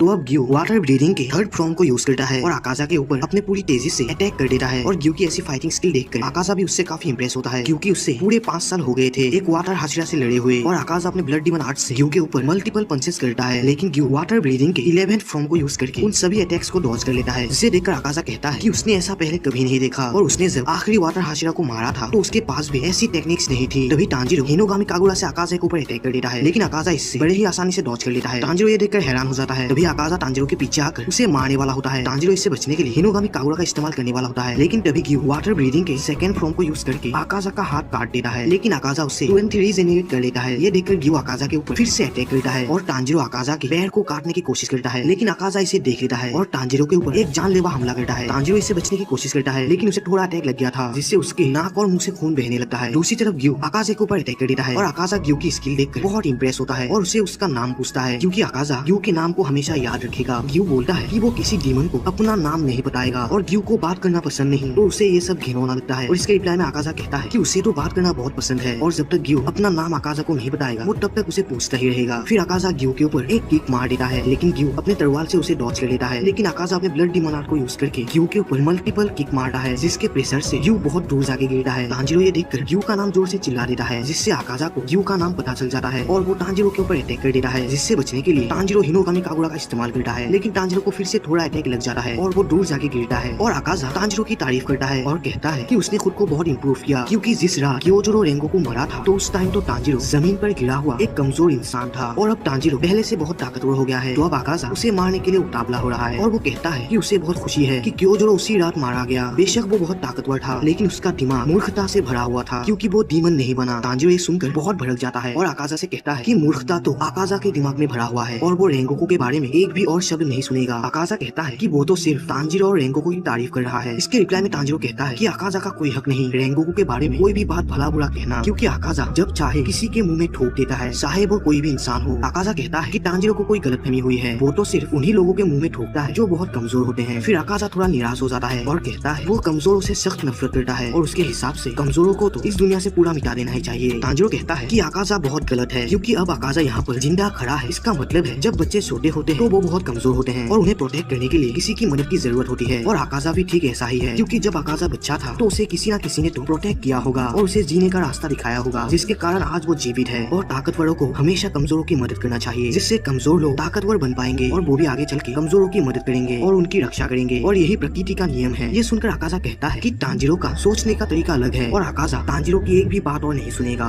तो अब आकाजा सोचता है कि जब वो तांजिरो का चेहरा देखता है तो उसका पूरा दिमाग घूम जाता है। उसे ऐसा लगता है कि वो अपने ही नाखून को किसी लोहे में खरोच रहा है और तांजिरो को देखते ही उसे उल्टी जैसी लगती है, क्योंकि उसे पहले लगता था कि तांजिरो बहुत कमजोर है, जिससे वो बहुत निराश था। लेकिन इस समय तांजिरो बहुत ताकतवर और काफी मजबूत हो चुका है। लेकिन इसके बावजूद भी आकाजा अपने मन को खुश नहीं कर पा रहा, क्योंकि अब तांजिरो की आंखें, उसकी आवाज और उसकी हर एक बातें आकाजा को कांटे की तरह चुभने लगती है। तभी आकाजा के कंधे पर कोई अपना हाथ रखता है और आकाजा से सेम वही वर्ड्स कहता है जो तांजिरो ने पहले आकाजा से कहा था कि शुरुआत में सभी इंसान बच्चे होते हैं, जिससे वो बहुत कमजोर होते हैं और उनके आसपास के लोग उनकी रक्षा करते हैं। और वो आकाजा को दूसरों के साथ कंपेयर करने को मना करता है और खुद को और ज्यादा मजबूत बनाने को बोलता है। अगर आकाजा 10 या 20 साल और ज्यादा मेहनत करता तो आज वो काफी काबिल बन गया होता, जिससे वो दूसरों की मदद कर सके। तभी आकाजा एक पंच मार के उस आदमी का हाथ अपने कंधे से हटाता है और वो देखता है कि पीछे तो कोई नहीं था। तांजिरो भी ये देखकर हैरान था कि आकाजा आखिर कर क्या रहा है। तभी आकाजा तांजिरो की तरफ देख के बोलता है कि तांजिरो एक सचमुच बेहुदा लड़का है और वो तांजिरो के ऊपर अटैक कर देता है। आकाजा का ये अटैक काफी ज्यादा पावरफुल और बहुत ज्यादा फास्ट होता है, जो देखकर तांजिरो को विश्वास नहीं होता, क्योंकि आकाजा का अटैक इतना फास्ट होने के बाद भी इतना परफेक्ट और एक्यूरेट है। तभी आकाजा अचानक से तांजिरो के पास आ जाता है और अपना ब्लड डिमोनार का यूज करके एक काफी दमदार और जानलेवा किक मारता है और इसे तांजिरो डॉज नहीं कर पाता, जिससे वो खून की उल्टियां करने लगता है। फिर तांजिरो कहता है कि भले ही वो आकाजा के अटैक्स को और उसके मूवमेंट्स को को सेंस क्यों ना कर ले, लेकिन फिर भी वो उसके अटैक से बच नहीं पाएगा क्योंकि उसके अटैक्स हद से ज्यादा फास्ट और काफी एक्यूरेट है। और तांजीरो को ऐसा लगने लगता है कि वो आकाजा के अटैक से बच के दूर नहीं जा रहा, बल्कि एक चुंबक की तरह उसके अटैक्स के पास खींचा चला जा रहा है। और फिर तांजीरो आकाजा और रेंगोकू के फाइट सीन्स को याद करता है ताकि उसे आकाजा के साथ लड़ने में कोई क्लू मिल जाए। तभी आकाजा फिर से तांजीरो के ऊपर अटैक कर देता है, लेकिन तांजीरो उसके अटैक से बच के हिनोकामी कागुरा का इस्तेमाल करके आकाजा के गले पर वार करता है। और इस अटैक से आकाजा का थोड़ा गला तांजीरो ने काट दिया था। और आकाजा फिर से तांजीरो के पास अटैक करने के लिए आता है और उससे कहता है कि तांजीरो का ये अटैक काफी मजेदार था, क्योंकि तांजीरो का ब्लेड आकाजा के गले के पास तब पहुंचा जब आकाजा बचने की अपनी पूरी कोशिश कर रहा था। दूसरी तरफ हम रेंगोकू के ब्रदर सेंजुरो को देखते हैं, जो कि प्रार्थना कर रहा था क्योंकि अब एक बड़ा युद्ध शुरू हो चुका था। और वो प्रे करता है कि उसके फादर और तांजीरो दोनों ही सही सलामत रहे। और सेंजुरो ने तांजीरो के पास एक लेटर भी भेजा है जिसमें सन ब्रीडिंग और उसके यूजर के बारे में बहुत कुछ लिखा हुआ है। और साथ ही साथ उस लेटर में उस सन ब्रीडिंग यूजर के बारे में भी लिखा हुआ है जिसने मुजान के साथ लड़ा था, और उस लड़ाई की कुछ डिटेल्स भी उस लेटर में लिखी हुई थी। और उस सन ब्रीडिंग यूजर ने मुजान के साथ लड़ते हुए अपना आत्मविश्वास खो दिया था, लेकिन सेंजुरो को ये यकीन है कि तांजीरो अपना आत्मविश्वास कभी नहीं खोएगा और तांजीरो ही अपने नए भविष्य का रास्ता खोलेगा। दूसरी तरफ तांजीरो और आकाजा अभी तक लड़ रहे थे और तभी तांजीरो फिर से हिनोगामी कागुरा का इस्तेमाल करके आकाजा के ऊपर अटैक कर देता है, लेकिन आकाजा इस बार अपने दोनों हाथों से ही तांजीरो के तलवार को पकड़ लेता है, जो देखकर तांजीरो काफी ज्यादा शॉक में पड़ चुका था। फिर तांजीरो अपने सिर से आकाजा के सिर पर मारता है, लेकिन इसका भी कोई फायदा नहीं होता और उसका ब्लेड अभी तक आकाजा के हाथ पर फंसा हुआ था। फिर तांजीरो आकाजा के सिर पर एक जोरदार लात मारता है, लेकिन इससे भी आकाजा को कोई फर्क नहीं पड़ता और उसका ब्लेड अभी तक आकाजा के हाथों पर फंसा हुआ था। तभी अचानक से आकाजा का दोनों हाथ कट जाते हैं, जिसके हेल्प से तांजीरो अपने ब्लेड को निकाल लेता है और हम देखते हैं वहाँ पर ग्यू घायल हालत में आ चुका था और ग्यू ने ही आकाजा के हाथों को काटा था। और इस बार ग्यू बहुत जरा गुस्सा होता है और अब ग्यू अपने मन में ही बोलता है कि वो किसी लड़ाई में अपने ब्लेड को बेकार में यूज करना नहीं चाहता और उसे ये बिल्कुल भी पसंद नहीं कि उसका ओपोनेंट सिर्फ मजे के लिए ही उसके साथ लड़ रहा हो। लेकिन इस समय ग्यू एक ऐसे ओपोनेंट के सामने खड़ा है जो हद से ज्यादा पावरफुल है, जिसने ग्यू को लगभग हार की कगार पर लेके आया है। और अब ग्यू ये महसूस करता है कि उसके सोए हुए ऑर्गन्स अब पूरी तरीके से जाग गए हैं, क्योंकि उसके सामने एक पावरफुल ओपोनेंट खड़ा है। और ऐसा तभी होता है जब कोई इंसान मरने या जीने की कगार पर होता है, लेकिन ये बात उस इंसान की स्ट्रेंथ और एबिलिटी पर डिपेंड करती है कि वो कितनी देर तक टिक सकता है। दूसरी तरफ तांजीरो ग्यू को देखकर हैरान होता है, क्योंकि ग्यू के फेस पर डीमन स्लेयर मार्क आ चुका था। फिर ग्यू वाटर ब्रीथिंग को यूज करके आकाजा के ऊपर अटैक कर देता है, लेकिन आकाजा इससे बचते हुए ग्यू के ऊपर एक पंच मारता है, लेकिन ग्यू उस पंच को डॉज करते हुए आकाजा के गले पर अपना ब्लेड ले जाता है और आकाजा के गले पर अटैक कर देता है, लेकिन आकाजा इससे बच जाता है। फिर भी उसे थोड़ा सा कट लग जाता है। आकाजा ये देखकर हैरान होता है और तभी वो नोटिस करता है कि ग्यू के फेस पर डीमन स्लेयर मार्क आ चुका है, जिससे उसकी स्पीड काफी बढ़ चुकी थी। तभी ग्यू अचानक से आकाजा के पास आ जाता है और वाटर ब्रीथिंग के फोर्थ फॉर्म को यूज करके आकाजा के ऊपर अटैक कर देता है, लेकिन आकाजा अपने हाथ से इस अटैक को ब्लॉक कर देता है। और अब ये दोनों अपनी पूरी ताकत से लड़ रहे थे, जो देखकर तांजीरो कहता है कि ग्यू काफी तेज हो गया है, लेकिन आकाजा ने कुछ ही सेकंड्स में ग्यू की बढ़ती हुई तेजी को बराबरी पर लेके आया है। और फिर तांजीरो सोचता है कि ये लड़ाई अगर ऐसे ही चलती रही तो ग्यू इसमें जरूर हार जाएगा, क्योंकि इंसानों की एक लिमिट होती है जिसके बाद इंसान थक जाते हैं और कमजोर हो जाते हैं। और उन दोनों का एम तो मुजान को मारना था। ये दोनों आकाजा के साथ लड़ते हुए ये पूरी रात गवा नहीं सकते। अगर ऐसे ही चलता रहा तो लेडी तमाऊ नहीं बच सकती। फिर तांजीरो खुद को शांत करने लगता है और आकाजा के अटैक्स के बारे में सोचने लगता है, क्योंकि उसके अटैक्स एक मैग्नेट की तरह कैसे हो सकता है और आकाजा के ऊपर जिस साइड से भी अटैक किया जाए वो तुरंत ही उसे सेंस कर लेता है। तभी तांजीरो को आकाजा की एक बात याद आता है जो वो रेंगोकू के साथ लड़ते हुए बोलता है। आकाजा बार बार बैटल स्पिरिट शब्द का यूज करता था। तांजीरो सोचता है कि ये बैटल स्पिरिट आखिर क्या है। जैसे तांजीरो की सेंसर पावर सूंघने की शक्ति है, तो क्या वैसे ही आकाजा की सेंसर पावर बैटल स्पिरिट है। तभी तांजीरो को इनोस्के की एक बात याद आता है, जहाँ पर इनोस्के कहता है कि अगर कोई इंसान इनोस्के को पीछे से या कहीं और से नोटिस कर रहा हो तो ये बात इनोस्के को पता चल जाती है। असलियत में ये इनोस्के की सेंसर पावर होती है, लेकिन पॉइंट की बात ये है कि वो इंसान अगर इनोस्के को बिना मतलब के नोटिस करता है तो उसे ये बात पता नहीं चलती, क्योंकि इनोस्के तभी इस बात को सेंस कर पाता है जब कोई इंसान दूर से या पीछे से उसे मारने के एम पर नोटिस कर रहा हो। इसके बाद तांजीरो समझ जाता है कि उससे अब करना क्या है। दूसरी तरफ ग्यू और आकाजा अभी तक लड़ रहे थे और तांजीरो हिनोकामी कागुरा का इस्तेमाल करके आकाजा के ऊपर पीछे से हमला कर देता है, लेकिन आकाजा बिना देखे तांजीरो के ब्लेड को पकड़ लेता है, जिससे तांजीरो पूरा कंफर्म हो जाता है कि आकाजा की सेंसर टेक्निक हूबहू इनोस्के से मिलती है। फिर आकाजा तांजीरो के ऊपर एक पंच मार देता है। तांजीरो इससे बचने की कोशिश करता है, लेकिन थोड़ा सा अटैक तांजीरो को लग जाता है, लेकिन तभी ग्यू आके तांजीरो को आकाजा से बचा लेता है और तांजीरो फिर से इन दोनों की लड़ाई को ध्यान से देखने लगता है और धीरे धीरे वो आकाजा के अटैक्स के पैटर्न्स को समझने लगता है। और अब आकाजा ग्यू के ऊपर भारी पड़ रहा था, क्योंकि आकाजा ने ग्यू के सभी वाटर ब्रीथिंग्स को समझ लिया था और चाहे ग्यू आकाजा के ऊपर जितने भी अटैक्स करने की कोशिश क्यों ना करे, आकाजा तुरंत ही उन पर रिस्पॉन्स करके उन अटैक्स को ब्लॉक कर देता है। और वो फिर रियलाइज करता है कि वो सच में एक अपर मून ट्री यानी एक किलिंग मशीन से लड़ रहा है। तभी आकाजा अचानक से ग्यू के पास आ जाता है और उससे कहता है कि वो अब ग्यू को खत्म कर देगा, और वो ये देखकर हैरान है कि ग्यू इतनी देर तक टिक पाया। वही तांजीरो दूर से इनकी लड़ाई देख रहा था। तांजीरो इन दोनों की लड़ाई में अपना पूरा फोकस लगाता है, जिससे वो ये तक भूल जाता है कि ग्यू को उसे आकाजा से प्रोटेक्ट करना है। फिर ग्यू अपने ब्लेड से आकाजा के ऊपर अटैक कर देता है, लेकिन आकाजा एक पंच से ग्यू के ब्लेड को ही तोड़ देता है, जो देखकर ग्यू भी शॉक में पड़ जाता है। और फिर आकाजा ग्यू को अलविदा बोलता है और उसके पेट पर एक पंच मार देता है, लेकिन हम देखते हैं पंच लगने से पहले ही आकाजा का हाथ कट जाता है, जो कि तांजीरो ने काटा था। और अब तांजीरो दिखने में कोई अलग ही लग रहा था। ये देखकर हैरान हो जाता है, क्योंकि तांजीरो के ब्रीदिंग का साउंड, उसके बाल और उसकी आंखें पूरी तरीके से बदल चुकी थी। और आकाजा भी ये समझ जाता जाता है कि तांजीरो अब कुछ बड़ा करने वाला है और उसके शरीर के हर एक अंग आकाजा को उसे मारने को बोल रहे हैं। फिर आकाजा अपने ब्लड डीमन आर्ट का इस्तेमाल करता है जिससे बहुत सारे स्टिक ब्लेड्स निकलकर ग्यू के बॉडी पर घुस जाते हैं, जिससे ग्यू बहुत घायल हो जाता है और दूर जाकर गिरता है। फिर आकाजा ग्यू को डीमन बनने का ऑफर देता है और उससे कहता है कि वो भी रेंको और तांजीरो की तरह मारा जाएगा, तो मरने से अच्छा है कि ग्यू एक डीमन बन जाए। यहाँ पर आकाजा को लग रहा था कि उसने अपने ब्लड डीमन आर्ट से तांजीरो को मार दिया है, जिससे आकाजा को तांजीरो की प्रेजेंस महसूस नहीं हो रही। लेकिन असलियत में तांजीरो तो आकाजा के पीछे खड़ा था, वो भी जिंदा, क्योंकि तांजीरो ने इनोस्के का फॉर्मूला यूज किया था और अब तांजीरो आकाजा को ना मारने की एम से देख रहा था, जिससे आकाजा को तांजीरो की प्रेजेंस महसूस नहीं हो रही। ये देखकर हैरान होता है कि आकाजा आखिर ध्यान कहाँ दे रहा है। तांजीरो तो उसके पीछे खड़ा है और ग्यू मन ही मन तांजीरो को बोलता है कि वो इस मौके का फायदा उठाकर आकाजा के गले को काट दे, क्योंकि आकाजा का ध्यान तांजीरो की तरफ नहीं है। लेकिन तांजीरो जोर से आकाजा का नाम चिल्लाता है और आकाजा से कहता है कि वो अब उसका सर काटने वाला है, जो देखकर आकाजा भी हैरान होता है और तुरंत ही तांजीरो के ऊपर एक पंच मार देता है। लेकिन तांजीरो इसे डॉज कर लेता है। आकाजा मन ही मन सोचता है कि तांजीरो आखिर इतना कुछ सहने के बाद भी जिंदा कैसे है। लेकिन वो ज्यादा देर तक आकाजा से नहीं बच सकता, क्योंकि उसकी बैटल स्पीड जितनी हाई होगी आकाजा उतना ही अलर्ट होगा। लेकिन तभी आकाजा को एहसास होता है कि तांजीरो की बैटल स्पीड तो पूरी तरीके से गायब हो चुकी है, जिससे आकाजा को तांजीरो की प्रेजेंस महसूस नहीं हो रही। आकाजा समझ नहीं पाता कि आखिर वो क्या करे। लेकिन तभी तांजीरो हिनोगामी कागुरा का इस्तेमाल करके एक ही झटके में आकाजा का गला काट देता है। आकाजा ये देखकर शॉक में पड़ जाता है, क्योंकि उसने अपनी पूरी जिंदगी में एक पहला ऐसा इंसान देखा है जिसके पास थोड़ी सी भी बैटल स्पीड नहीं है। जहाँ तक एक छोटे बच्चे तक भी थोड़ी सी भी बैटल स्पीड होती है, लेकिन तांजीरो ने एक ही सेकंड में अपनी आत्मा से अपने बैटल स्पीड को गायब कर दिया, जिससे आकाजा को ऐसा लगता है कि वो एक ऐसे इंसान से लड़ रहा है जो एक पौधे की तरह हो, जिसके पास थोड़ी सी भी बैटल स्पीड नहीं होती और वो इस दुनिया में एग्जिस्ट करने के लायक ही नहीं होते। आकाजा ये यकीन ही नहीं कर पाता कि वो एक ऐसे इंसान से लड़ रहा था जो उसके हिसाब से इस दुनिया में एग्जिस्ट ही नहीं करना चाहिए। फिर आकाजा अपने सर को पकड़कर फिर से ज्वाइन करने लगता है, लेकिन ग्यू अपनी टूटी हुई ब्लेड को आकाजा के सिर पर घुसा देता है और उसके सिर को उसके बॉडी से दूर कर देता है। और अब तांजीरो और ग्यू राहत की सांस लेते हैं, क्योंकि उन्हें लग रहा था कि ये बैटल अब खत्म हुई। लेकिन तभी अचानक से आकाजा का बॉडी मूव करने लगती है और उसका सिर ना होते हुए भी अपने ब्लड डीमन आर्ट को एक्टिव कर देता है। ये देखकर तांजीरो और ग्यू शॉक में पड़ जाते हैं और तभी आकाजा तांजीरो के पास आके एक जोरदार किक मारता है, जिससे तांजीरो बहुत ही तेजी से एक दीवार के साथ टकराता है और वहाँ पर ही बेहोश हो जाता है। और फिर आकाजा का बॉडी तांजीरो को खत्म करने के लिए आगे बढ़ता है, लेकिन ग्यू आके वाटर ब्रीदिंग के फोर्थ फॉर्म को यूज करके आकाजा के ऊपर हमला कर देता है। लेकिन हम देखते हैं आकाजा के बॉडी पर जो कट्स लगे थे वो पहले के मुकाबले अब काफी ज्यादा फास्ट रीजेनरेट हो रहे थे। और फिर ग्यू बहुत ही गुस्से से आकाजा से बोलता है कि अगर उसे तांजीरो को मारना है तो उसे पहले ग्यू से लड़ना होगा, क्योंकि तांजीरो उसके फैमिली मेंबर जैसा है और वो अपने फैमिली मेंबर को कुछ भी नहीं होने देगा। ये सुनकर आकाजा रुक जाता है और उससे एक फ्लैशबैक याद आता है और वहाँ पर एक आदमी आकाजा से कहता है कि वो कोई समुराई नहीं है और उनके पास कोई भी ब्लेड नहीं है, लेकिन वो हमेशा अपने ब्लेड्स को अपने दिलों में रखते हैं और इसीलिए हमें अपने हाथों से ही अपना काम चलाना पड़ता है। लेकिन फिर आकाजा फिर से ग्यू की तरफ बढ़ने लगता है, लेकिन तभी एक लड़की पीछे से आकाजा का हाथ पकड़ लेती है और उससे कहती है अब बस बहुत हुआ, रुक जाओ हाकुजी है। जिसपे आकाजा बोलता है कि वो कौन है। फिर वो लड़की बोलती है कि उससे अब रुक जाना चाहिए और दूसरी तरफ चलना चाहिए। आकाजा बोलता है कि वो ऐसा नहीं कर पाएगा क्योंकि उससे इन्हें खत्म करना है। जिसपे वो लड़की बोलती है कि वो ये सब किस लिए कर रहा है। जिसपे आकाजा बोलता है क्योंकि उससे और भी ज्यादा स्ट्रॉन्ग बनना है और जो भी उसके रास्ते में आएगा वो उसे मार देगा। वो लड़की फिर से बोलती है कि वो ये सब किस लिए कर रहा है। जिसपे आकाजा बोलता है क्योंकि अगर वो ये सब नहीं करेगा तो वो अपने पिता के लिए मेडिसिन नहीं ला पाएगा। फिर हम आकाजा के फ्लैशबैक को देखते हैं, जहाँ पर आकाजा का फादर बहुत बीमार होता है और आकाजा बहुत गरीब होता है, जिसके कारण उसके पास अपने पिता के लिए दवाई खरीदने के लिए पैसे नहीं होते थे, तो वो चोरी करके अपने पिता के लिए दवाई खरीदा करता था। फिर आकाजा बोलता है अगर वो स्ट्रॉन्ग नहीं बनेगा तो वो चुराया हुआ पैसा लेकर नहीं भाग पाएगा, जिससे उससे मार खानी पड़ेगी और उसे गांव के मुखिया के पास ले जाकर सजा दिया जाएगा। और फिर हम आकाजा को देखते हैं जिसके हाथ बंधे हुए थे और उसके शरीर पर चोरी करने के जुर्म में टैटू बना देते हैं और उसके शरीर में बहुत सारे घाव थे, क्योंकि आकाजा चोरी करते हुए पकड़ा गया और गाँव वालों ने उसे पकड़ के बहुत बुरी तरीके से पीटा। और आकाजा इतनी मार खाने के बाद भी हंसते हुए बोलता है कि वो लोग चाहे आकाजा के दोनों हाथों को क्यों ना काट दे, वो फिर भी अपने पैरों के दम पर फिर से चोरी करेगा और अगली बार ये लोग आकाजा को पकड़ ही नहीं पाएंगे। जो देखकर गांव का मुखिया बोलता है कि 11 साल के उम्र में ही इतनी बड़ी बड़ी चोरियां करना कोई मामूली बात नहीं है और इतनी मार खाने के बाद भी एक हट्टा कट्टा इंसान भी हार मान जाता है। लेकिन आकाजा अभी तक हंस रहा है और फिर वो मुखिया आकाजा को एक राक्षस का बच्चा नाम दे देता है। तभी आकाजा कहता है कि उस दिन ये सभी लोग सही कह रहे थे, वो सच में एक राक्षस का ही बच्चा है, क्योंकि जन्म से ही उसके 2 राक्षस जैसे नुकीले दांत थे। तभी आकाजा के पास एक बुढ़ा आदमी आके कहता है कि आकाजा की चोरी करने की खबर उसके पिता तक पहुंच गई, जिसके सदमे से उसके पिता ने सुसाइड कर लिया। ये सुनकर आकाजा घबरा जाता है और आकाजा के पिता ने आकाजा के लिए एक लेटर छोड़ा था, जहाँ पर वो आकाजा से माफी मांगते हैं और लिखते हैं कि वो आकाजा के चुराए हुए पैसों से अपनी जिंदगी जीना नहीं चाहते और वैसे भी वो हमेशा आकाजा के सिर पर एक बोझ बन के ही रहे हैं और वो अब चाहते हैं कि उनके जाने के बाद आकाजा अपनी लाइफ खुशी से जिए। ये सुनकर आकाजा बहुत ही ज्यादा दुखी हो जाता है और उसे इंसानों की इस दुनिया से सख्त नफरत होने लगती है। और फिर आकाजा कहता है कि वो कभी नहीं चाहता था कि उसके पिता सुसाइड कर ले और वो आकाजा के लिए कभी बोझ नहीं थे और चोरी करने की सजा पाकर उसे कोई भी दुख या दर्द नहीं होता, चाहे लोग उसे मार मार के उसके हाथ पैर क्यों ना तोड़ दे। वो ऐसे सैकड़ों मार और खा सकता है, क्योंकि उसके पास पैसे नहीं होते और दवाई बहुत महंगी आती है, तो मार खा के दवाई लाना उसके लिए ये कोई बड़ी बात नहीं थी। वो तो चाहता था कि उसके पिता वापस से ठीक हो जाए, लेकिन वो ये कभी नहीं चाहता था कि वो फांसी ले ले। वो अपने पिता को बचाने के लिए हर हद तक जा सकता था। और फिर एक दिन आकाजा आकाजा की कुछ लोगों के साथ लड़ाई हो जाती है और आकाजा उन्हें बहुत ही गंदी तरीके से पीट देता है। और तभी वहाँ पर एक आदमी आता है और आकाजा की तारीफ करता है क्योंकि वो इतने कम उम्र के होने के बाद भी बिना किसी हथियार के 7 बड़े इंसानों को बड़े ही आसानी से पीट दिया। और फिर वो आदमी आकाजा को ऑफर देता है कि वो उसका डोजो ज्वाइन कर ले क्योंकि उसके डोजो में कोई भी स्टूडेंट नहीं है। ये सुनकर आकाजा गुस्सा हो जाता है। फिर वो आदमी कहता है कि उसके हाथ के टैटू ये साफ तौर से कह रहे हैं कि वो पहले बहुत बड़ा अपराध करके आया है। ये सुनकर आकाजा और भी ज्यादा गुस्सा हो जाता है और उस आदमी के ऊपर टूट पड़ता है। लेकिन वो आदमी आकाजा के मुंह पर मुक्कों की बारिश कर देता है जिससे आकाजा बेहोश हो जाता है। और फिर पूरे 1 घंटे के बाद आकाजा होश में आता है और फिर वो आदमी आकाजा को खुद से इंट्रोड्यूस करवाता है कि उसका नाम केइजो है और वो एक डोजो का मास्टर है। लेकिन फिलहाल उसके पास एक भी स्टूडेंट नहीं है और वो कुछ छोटे मोटे काम करके अपना घर का गुजारा करता है। और फिर केइजो बोलता है कि उसकी एक बीमार बेटी है और आकाजा को उसकी बीमार बेटी की देखभाल करना होगा। और उस लड़की की हालत इतनी ज्यादा खराब होती है कि उसकी माँ भी उसकी देखभाल नहीं कर पाती, जिससे परेशान होकर उसकी माँ ने सुसाइड कर लिया। ये सुनकर आकाजा थोड़ा हैरान होता है और केइजो से कहता है कि उससे आकाजा के ऊपर इतना यकीन नहीं करना चाहिए क्योंकि वो एक अपराधी है। लेकिन केइजो हंसते हुए बोलता है कि उससे इसमें कोई परेशानी नहीं और चाहे आकाजा एक अपराधी ही क्यों ना हो, कुछ ही देर पहले ही उसने एक अपराधी की भी पिटाई कर दी थी। ये सुनकर आकाजा प्रेजेंट टाइम में कहता है कि ये आदमी बिल्कुल तांजिरो की तरह है और इसीलिए आकाजा को तांजिरो बिल्कुल भी पसंद नहीं था क्योंकि तांजिरो उसे अपना बीता हुआ कल याद दिलाता है। और फिर केइजो आकाजा को उसके बेटी से मिलाता है और इसका नाम कोयुकी होती है। कोयुकी को देखकर आकाजा को उसके पिता की याद आती है और फिर केइजो आकाजा को उसके बेटी से मिलाता है। और फिर कोयुकी आकाजा के फेस को देखकर पूछती है कि क्या वो ठीक है क्योंकि उसके फेस पर बहुत सारे घाव के निशान थे। और हमें यहीं पर पता चलता है आकाजा का पास्ट में असली नाम हाकुजी था, लेकिन मैं इसे आकाजा ही बुलाऊंगा। और अगले दिन से आकाजा कोयुकी की देखभाल करने लगता है और जब भी उसे फ्री टाइम मिलता है तो वो उस टाइम ट्रेनिंग करने लगता है। और आकाजा ने पहले भी अपने पिता की बहुत देखभाल की है तो उसे बीमार लोगों की ख्याल रखने का एक्सपीरियंस अच्छे से है और वो अपना आधा अधूरा बचपन दूसरों की देखभाल करने में ही लगा देता है। फिर एक दिन कोयुकी आकाजा से बोलती है कि आज रात फायर वर्क्स का शो होने वाला है और ये शो काफी ज्यादा खूबसूरत होता है। लेकिन कोयुकी ने आज तक एक भी फायर वर्क्स का शो नहीं देखा और उसकी ये इच्छा है कि वो मरने से पहले एक बार फायर वर्क्स के शो को देखे। जिस पे आकाजा बोलता है कि उसे चिंता करने की कोई जरूरत नहीं, उसकी इच्छा जरूर पूरी होगी। भले ही वो इस साल इस शो को नहीं देख पाएगी लेकिन अगले साल या फिर उसके अगले साल जब वो पूरी तरीके से ठीक हो जाएगी तब वो और आकाजा मिलके दोनों एक साथ फायर वर्क्स का शो देखेंगे। ये सुनकर कोयुकी इमोशनल हो जाती है और उसके आंखों से आंसू निकलने लगती है। फिर एक दिन केइजो पूल का पानी पीते हुए आकाजा से बोलता है कि उसने एक दिन अपने फाइटिंग स्किल से एक बूढ़े आदमी की जान बचाई थी और उस आदमी ने इनाम के तौर पर केइजो को ये जमीन दे दिया था जिसपे आज केइजो ने एक डोजो बना दिया। और जैसे ही ये बात आसपास के डोजोस तक फैली तो उसके लीडर्स ने केइजो की इतनी बुराई की कि अब उसके डोजो पर एक भी स्टूडेंट नहीं आना चाहता और अब से आकाजा डेली केइजो से ट्रेनिंग लेता था और वो भी उनके फैमिली का एक हिस्सा बन चुका था। और ऐसे ही चलते चलते पूरे 3 साल बीत जाते हैं जहाँ पर आकाजा 18 साल का हो जाता है और कोयुकी 16 साल की हो जाती है। और एक दिन ऐसे ही आकाजा अपने रेगुलर कामों को कर रहा था। फिर केइजो आकाजा को उनके पास बुलाता है और आकाजा से कहता है कि केइजो के बाद उसके डोजो को संभालने वाला कोई चाहिए, तो क्या आकाजा ये काम कर सकता है और क्या आकाजा उसकी बेटी कोयुकी से शादी कर सकता है। ये सुनकर आकाजा का होश उड़ जाता है क्योंकि ये सब इतनी जल्दी हो गया। वो दोनों ही बहुत नर्वस हो चुके थे। फिर आकाजा सोचता है कि उसने अपनी ऐसी लाइफ के बारे में कभी सोचा ही नहीं था क्योंकि उसके शरीर में एक अपराधी का टैटू बना हुआ था। फिर भी उससे ऐसा कोई मिल रहा है जो उससे प्यार करता हो। और फिर उससे अपने पिता की बात याद आती है जहाँ पर वो कहते हैं कि आकाजा को अपनी नॉर्मल लाइफ जीनी चाहिए। और फिर आकाजा इसके लिए मान जाता है और अब उसको अपनी लाइफ में सिर्फ 2 लोगों को ही प्रोटेक्ट करना है, एक मास्टर केइजो और कोयुकी को, चाहे इसके लिए उससे अपनी जान ही क्यों ना गंवाना पड़े। और ये सुनकर मास्टर केइजो और कोयुकी भी बहुत खुश होती है। और फिर आकाजा अपने पिता के ग्रेव पर जाता है और उन्हें एक खुशखबरी देता है। और जैसे ही वो अपने डोजो की तरफ जाने लगता है तभी वहाँ पर उसे एक बंदा मिलता है जो आकाजा से बोलता है कि डोजो के कुएं में दूसरे डोजो वालों ने जहर मिला दिया था और उस कुएं के पानी को पीकर मास्टर केइजो और उसकी बेटी कोयुकी जहर की वजह से मारे गए। और उन डोजो वालों ने ये सब इसलिए किया क्योंकि वो आमने सामने मास्टर केइजो के साथ नहीं लड़ सकते। फिर आकाजा मास्टर केइजो और कोयुकी के डेड बॉडी के सामने बैठकर सोचता है कि जिसकी भी उसे परवाह हो और वो मुसीबत में हो वो हमेशा ही वहाँ नहीं होता। और फिर आकाजा को एक बात याद आता है जहाँ पर उसने कोयुकी से वादा किया था कि वो इस साल नहीं तो उसके अगले साल या फिर उसके अगले साल कोयुकी के साथ मिलकर एक साथ फायर वर्क्स का शो देखने जाएंगे। और ये बात सुनकर कोयुकी भी बहुत खुश थी क्योंकि कोयुकी बहुत ज्यादा बीमार रहती है, इतनी ज्यादा बीमार कि उसकी माँ भी उसे संभाल नहीं पाती। और इससे परेशान होकर उसकी माँ ने आत्महत्या कर ली थी और उसके पिता केइजो ने भी अपनी पूरी मेहनत की उसे संभालने के लिए। लेकिन सिर्फ आकाजा ही था जिसने कोयुकी को भविष्य का राह दिखाया था कि वो इसके अगले साल भी एक साथ फायर वर्क्स देखेंगे। और इसी रात कोयुकी ने आकाजा को शादी के लिए प्रपोज किया था और आकाजा भी इसके लिए हाँ कर देता है और वो ये प्रॉमिस करता है कि वो और ज्यादा शक्तिशाली बनेगा और कोयुकी और मास्टर केइजो को अपनी पूरी ताकत से प्रोटेक्ट करेगा। लेकिन आकाजा अपने प्रॉमिस को नहीं निभा पाया। उसके जीवन में अब कोई भी नहीं बचा जिसे वो प्रोटेक्ट कर सके। और फिर एक रात हमें एक हादसे के बारे में बताया जाता है जहाँ पर केइजो के डोजो के हादसे के बाद एक दूसरे डोजो में जहाँ पर 67 ट्रेनर्स मौजूद थे वहाँ पर किसी ने इन 67 ट्रेनर्स को बहुत ही बेरहमी से सिर्फ अपने हाथों से मौत के घाट उतार देता है। वो मंजर बहुत ही ज्यादा भयानक था। कईयों के सिर कुचले गए और कईयों के हाथ पैर उखाड़ दिए गए। चारों तरफ खून से लटपट हुए लाशों के ढेर लगे हुए थे। सिर्फ जिंदा बची थी इस डोजो की नौकरानी जो इस सदमे से अपना दिमाग खो बैठी। और इन सभी को मारने वाला और कोई नहीं बल्कि आकाजा था जो गुस्से से पागल हो चुका था। और तभी आकाजा का सामना होता है मुजान से जो आकाजा से ही मिलने आया था क्योंकि मुजान ये जानकर हैरान था कि एक नॉर्मल इंसान ने सिर्फ अपने हाथ और और पैरों से 67 डोजो ट्रेनर्स को कैसे मार दिया और मुजान ने अपना कोई डीमन भी नहीं भेजा था, तो वो ये चेक करने आया था कि आखिर ये इंसान है कौन। फिर अकाजा मुजान को देखकर कहता है कि वो उसके रास्ते से हट जाए, नहीं तो वो भी मारा जाएगा। लेकिन मुजान अचानक से अकाजा के सामने आके अकाजा के सिर पर अपना हाथ घुसा देता है और उसके आर पार कर देता है और अकाजा से कहता है कि वो बहुत पावरफुल डीमंस की एक टीम को बना रहा है और अकाजा चाहे तो उसका खून पी के और भी ज्यादा शक्तिशाली बन सकता है। जिसे सुनकर अकाजा कहता है कि उससे इन सब से कोई परवाह नहीं और फिर वो एक डीमन बन जाता है, जिससे वो अपना दिमाग खो देता है और उसे फिर से बहुत ताकतवर बनना है, क्योंकि उसके पास अब ऐसी कोई सेज नहीं है जिससे वो प्रोटेक्ट कर सके और उसे इस दुनिया में रहना ही नहीं है जहाँ पर वो अपने परिवार को ही नहीं बचा पाया। फिर अकाजा क्योंकि और उसे याद करता है और कहता है कि उसकी लाइफ एक बहुत बेहुदा और बेकार लाइफ थी। फिर सीन प्रेजेंट में शिफ्ट होता है जहाँ पर टांजिरो होश में आ चुका था और जैसे ही वो अकाजा को देखता है वो शॉक में पड़ जाता है, क्योंकि अकाजा अभी तक जिंदा था और वो अपने सिर को फिर से रीजेनरेट कर रहा था। और फिर अकाजा अपने ब्लड डीमन आर्ट को यूज करके ग्यू के ऊपर अटैक करने वाला होता है, लेकिन टांजिरो तेजी से अकाजा की तरफ बढ़ने लगता है और अपने हिनोगामी कागुरा का इस्तेमाल करके अकाजा के गले पर अटैक करने वाला होता है। लेकिन टांजिरो इतना ज्यादा कमजोर होता है कि उसकी तलवार ही उसके हाथ से फिसल जाती है। लेकिन टांजिरो अकाजा के मुंह पर एक जोरदार मुक्का मारता है और इस मुक्के को खाने के बाद अकाजा को उसके मास्टर केजो की याद आती है। फिर अकाजा को याद आता है कि वो कमजोर लोगों से इतनी नफरत क्यों करता था, क्योंकि कमजोर लोग हमेशा पीठ पीछे बार करते हैं, कभी आमने सामने नहीं लड़ते और दूसरों को खत्म करने के लिए कुएं पर जहर मिला देते हैं। लेकिन एंड में उसे रियलाइज होता कि उसने अपने मास्टर और अपने पिता के बातों को कभी रिस्पेक्ट नहीं किया। उसने अपने मास्टर के सिखाए गए तरीकों को बुराई की तरफ इस्तेमाल किया। फिर अकाजा अपने ब्लड डीमन आर्ट को एक्टिव कर देता है और ग्यू उसके अटैक के रेंज में था, लेकिन टांजिरो ग्यू को रेंज से दूर ले जाता है और उसी बीच टांजिरो अकाजा को देखता है और अकाजा भी टांजिरो की तरफ ही देख रहा था। लेकिन इस बार अकाजा के फेस पर एक स्माइल था जो देखकर टांजिरो भी हैरान था। और फिर एक बड़ा सा एक्सप्लोजन होता है और हम देखते हैं अकाजा ने अपने ही ब्लड डीमन आर्ट को अपने ऊपर ही इस्तेमाल कर लिया था, जिससे उसके शरीर के छींटे उड़ जाते हैं। और ये सब देखकर टांजिरो भी शॉक में पड़ जाता है, क्योंकि अकाजा ने उसके अटैक को खुद के ऊपर ही क्यों ले लिया और वो अपने आखिरी समय में हंस क्यों रहा था। और तभी हम देखते हैं अकाजा का बॉडी फिर से रीजेनरेट होने लगता है और इस बार अकाजा भी नहीं चाहता था कि उसकी बॉडी रीजेनरेट हो। और फिर अकाजा बोलता है कि वो ये लड़ाई तभी हार चुका था जब टांजिरो ने पहली बार उसका गला काटा था। और अकाजा धीरे धीरे दूसरी तरफ जाने लगता है और कहता है कि वो ये लड़ाई हार चुका है और अब उसे हेल की तरफ जाना चाहिए। तभी अकाजा अपने सामने अपने फादर को देखता है, जिसे देखकर अकाजा पूछता है कि क्या वो ठीक है और क्या अब उन्हें दर्द होता है, जिसके रिप्लाई में उसके फादर अकाजा को शुक्रिया बोलते हैं और कहते हैं कि वो ठीक है। और फिर अकाजा उसके पिता से माफी मांगता है, क्योंकि वो अपने पिता के चाहतों पर खड़ा उतर नहीं पाया। उसने अपने जीवन में सिर्फ बुरे काम ही किया है। और तभी उसके सिर पर मास्टर के जो हाथ रख के कहते हैं भले ही कोई इंसान कितनी भी गलतियां क्यों ना करे, उससे एक नया मौका मिलता ही है खुद को सुधारने का। और तभी अकाजा के बालों को मुजान पकड़ लेता है और अकाजा से कहता है कि क्या अकाजा और ज्यादा स्ट्रॉन्ग नहीं बनना चाहता। ये सुनकर अकाजा कहता है कि वो और ज्यादा स्ट्रॉन्ग बनेगा और वो स्ट्रॉन्ग बन के इन सभी को मार डालेगा, नहीं तो वो अपने वादे को नहीं निभा पाएगा। और तभी हम देखते हैं वहाँ पर कोयुकी भी आ जाती है और अकाजा के सिर पर अपना हाथ रखे उसे थैंक्स बोलती है। और जैसे ही अकाजा कोयुकी को देखता है वो उसे पकड़ के रोने लगता है और उससे बार बार माफी मांग के कहता है कि वो उसे माफ कर दे, वो उसे नहीं बचा पाया, वो उससे क्या हुआ वादा नहीं निभा पाया। जब कोयुकी को उसकी जरूरत थी तब वो वहाँ पर नहीं था। ये सुनकर कोयुकी रोते हुए कहती है कि वो इस बात से बहुत खुश है कि हाकुजी को अभी तक वो सब बातें याद है और वो अब भी पुराना वाला हाकुजी ही है। और फिर वो अकाजा से बोलती है वेलकम बैक माय हस्बैंड। और फिर अकाजा धीरे धीरे डिस्पेयर होने लगता है और ये सब टांजिरो भी देख रहा था। और एट द एंड अकाजा उसी पोज में डिस्पेयर होता है जिस पोज में वो कोयुकी को पकड़ के रो रहा था। और द ग्रेटेस्ट अपर मून 3 अकाजा यानी हाकुजी की कहानी यहीं पर खत्म होती है। आप लोगों को अकाजा की बैक स्टोरी कैसी लगी कमेंट करके जरूर बताना। और अब अकाजा मरने के बाद पूरी तरीके से डिस्पेयर हो जाता है और इस लड़ाई के बाद टांजिरो भी बहुत कमजोर हो जाता है, जिससे वो बेहोश हो जाता है और ग्यू भी काफी घायल हो चुका था। और अब ये दोनों थोड़ी राहत की सांस लेते हैं। और दूसरी तरफ कासुगाइक्रो टांजिरो और ग्यू की जीत की खबर चारों तरफ फैला देती है। दूसरी तरफ अपर मून 1 गोकुशिबो को भी पता चल गया था कि अकाजा बैटल में हार गया और वो कहता है कि अकाजा बहुत कमजोर था और उसने अपर मून रैंक 1 पाने के लिए एक चैलेंज भी रखा था जिसे वो कंप्लीट नहीं कर पाया। दूसरी तरफ डोमा तक भी ये खबर पहुंच जाती है कि अकाजा अब नहीं रहा। पहले तो वो इस बात पर यकीन ही नहीं कर पाता, लेकिन वो इन सब बातों को इग्नोर करता है और कानाओ से उसका नाम पूछता है। और तभी हम कानाओ को देखते हैं जो कि बहुत घायल हो चुकी थी, जिससे उसके हाथ पैर कांपने लगते हैं। तभी कानाओ बोलती है कि उसका नाम कानाओ सुयोरी है और वो कोचो परिवार से है और वो शिनोबु कोचो की छोटी बहन है। ये सुनकर डोमा कहता है कि कानाओ के शरीर को देखकर ये लगता नहीं कि उसके और शिनोबु के बीच कोई खून का रिश्ता है, लेकिन जो भी हो लड़कियों का स्वाद वाकई में जबरदस्त होता है।